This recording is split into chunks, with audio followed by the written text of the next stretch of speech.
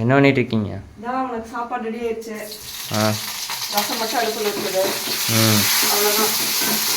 பசிக்குது, டக்குன்னு சாப்பாடு போடுங்க, டைம் வேறு ஆச்சு. அவ்வளோதான். அப்படின்னா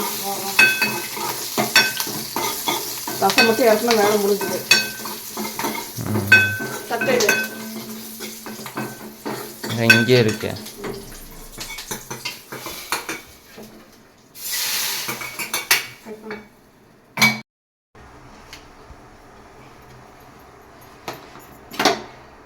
ஓகேவா?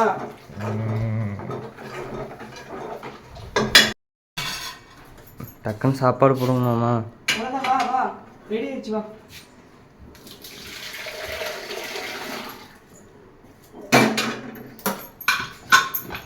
கொஞ்சம் நேரம் ஆயிடுச்சு. என்னடா அவசரத்துக்கு ஒன்றும் வர மாட்டேங்குது. குழம்பு ஊற்றுட்டா? கம்மியாக போடுங்க. போதுமா?